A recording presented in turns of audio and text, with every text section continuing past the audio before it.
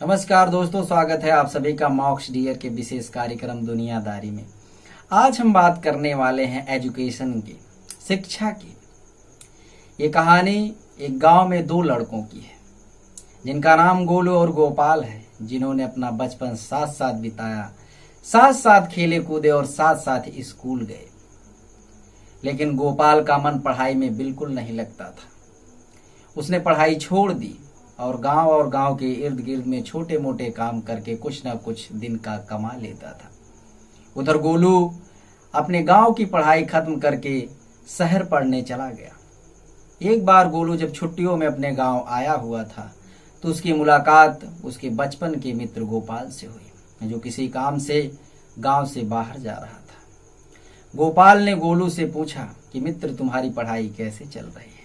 गोलू ने कहा कि मित्र, मेरी पढ़ाई अच्छी चल रही है, तुम्हें भी पढ़ लेना चाहिए था, कुछ नहीं तो 10वीं तक तो पढ़ ही लेना चाहिए था। गोपाल ने कहा, तुम्हें तो पता है कि मुझे पढ़ना बिल्कुल पसंद नहीं था और मेरे घर वाले भी पढ़ाई पर खर्च नहीं करना चाहते थे, इसलिए जो भी हुआ अच्छा हुआ, अपनी बताओ।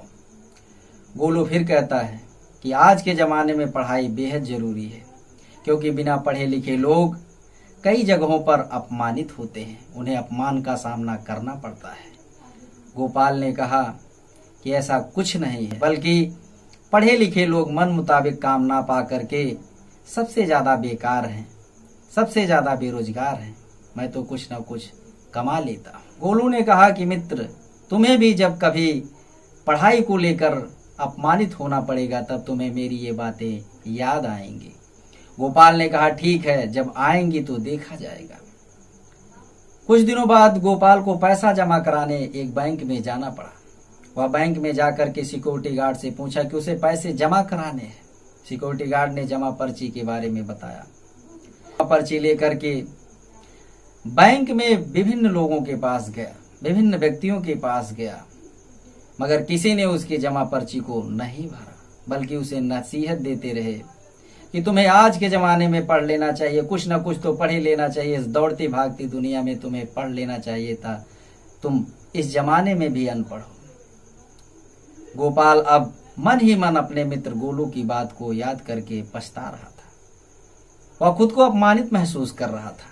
ये सारी चीजें बैंक के कोने में बैठा एक शातिर व्यक्ति देख रहा था। उसने गोपाल को बुलाया।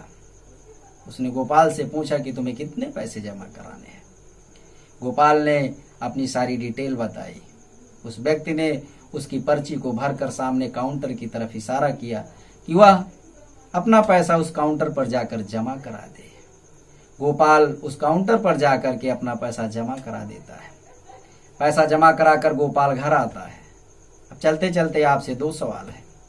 क्या गोपाल द्वारा जमा कराए गए पैसे उसके खाते में सेफ हैं, सुरक्षित हैं? और दूसरा, वो कौन सी जगह है जहां पर गोपाल जैसे लोगों को अपमानित होना पड़ता है? आप अपनी प्रतिक्रिया हमें कमेंट बॉक्स में दे सकते हैं। अगर आपने अभी तक हमारे YouTube चैनल को सब्सक्राइब नहीं किया है तो कर लीजिए। अगर आप हमें हमारे Facebook पेज पर देख रहे हैं तो पेज को लाइक करें और फॉलो करें। आप सभी का बहुत बहुत